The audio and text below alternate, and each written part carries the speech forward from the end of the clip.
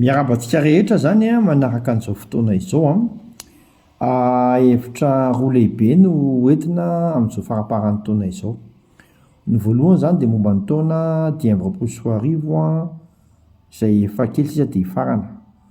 Misy ohatran'ny hoe fanambarana efa mety misy fantatritsika ny sasany fa tiana omenantsika koa ny hafa zany. Ny fanambarana ao anatin'io ty taona ity zany dia izao hoe ty taona ity dia tena faran'izay manokana ary tena hoe afaka milaza hoe efa ela be indray vao hiverina indray ny ohatran'ny hoe lanjan'ity taona 2024 ity. Eto am-piandohana aloha dia tena hoe mbotsika hivavaka Andriamanitra dia misaotra anao, mideranao, mankalazanao, mivoninahitra anao zahay fa ohatra ka omenao fotoana hifampizarana toy izao mba ho voninahitra ianarana ihany. Misaotra fitarihanao fanahinao masina, fitarihanao fanahinao masina. Alleluia, amen. Araka ny lazaiko teo zany ny taona 2024 dia efa adiva hifarana, nefa ao anatin'izany dia misy ny zavatra ohatran'ny hoe afitsika rarotina alohan'izao faran'ny taona izao mba ho maro toerana tsara isika alohan'ny fiafaran'ity taona ity. Ny taona 2024 dia araka ny lazaiko teo taona faran'izay manokana.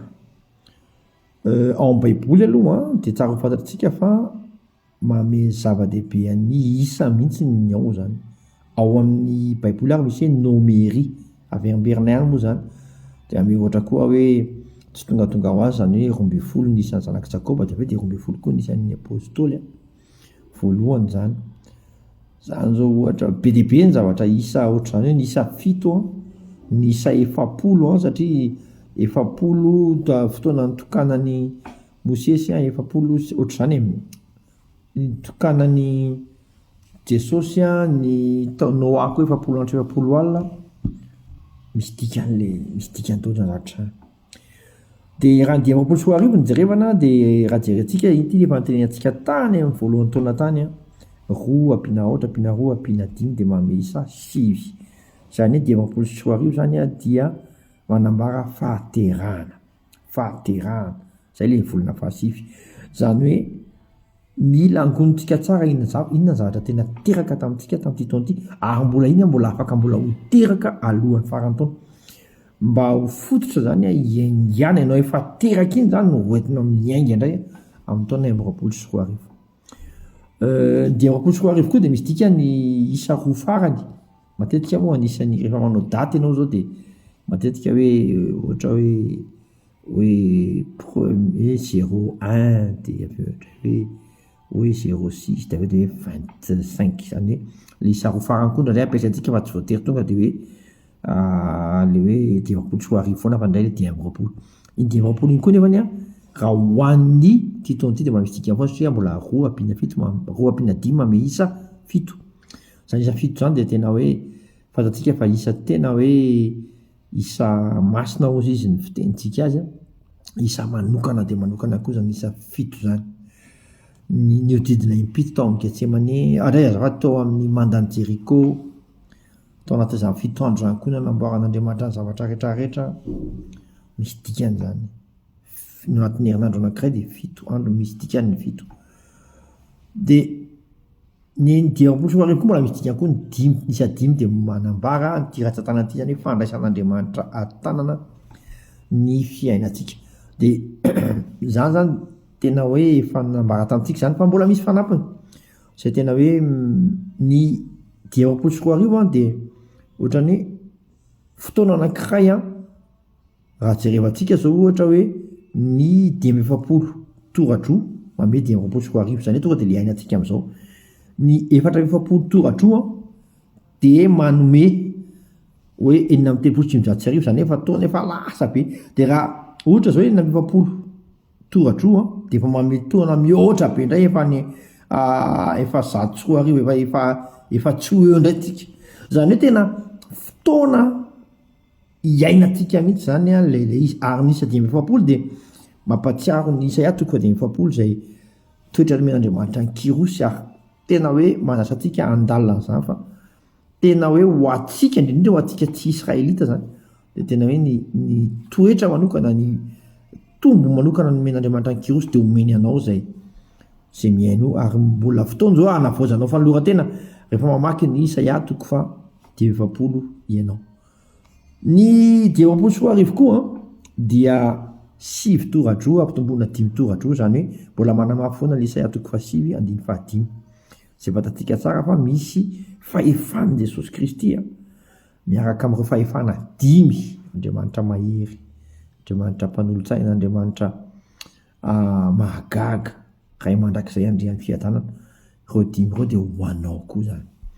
Ny fanahy fiton'ny Jehova moa le mbola any amin'ny Isaia faha 1 any mbola zany, mbola Isaia faha 1 gamba ny Isaia azafady sa 1 nda tsy jerevako vetivety tena hoe misy dikany daholo, misy dikany tena faran'izay zay tena hoe goavana ty taony ty ry zareo dia tian'Andriamanitra anana fototra tsara isika alohan'ny ingatsika salamy fa raika amby folo le misy ane fanafiton'ny Jehova araka ny Isaia azafady Isaia fa 1 ny fanahin'i Jehova mitoetra aminy, fanahin'ny fahetendrena, fanahin'ny fahazavatsaina, fanahin'ny fanoloratsaina, fanahin'ny faherezana, fanahin'ny fahalalana, fanahin'ny fahatahorana an'i Jehova.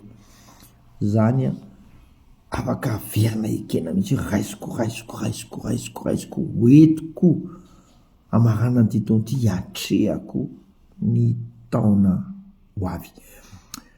Mbola misy koa ny mbola fanambarana momba zany hoe mitambatra daholo zany rehetrarehetra any ny taona 20 ty ny tena zavatra isany goavana be koa hoe aotra toratelo ampiana 1 toratelo ampiana 2 toratelo ampiana 3 toratelo ampiana 4 toratelo ampiana 5 toratelo ampiana 4 toratelo ampiana 7 toratelo ampiana 8 toratelo ampiana 5 toratelo manome 20 zany hoe ny isa rehetrarehetra toratelo dia manome 20 zany hoe raha tsorintsika fotsiny tsy andalala betika raha tsorintsika fotsiny dia zao ny toratelo dia tahaka ny hoe ray zanaka sy fanahy masina mandray tanàna ny rehetrarehetra mihitsy.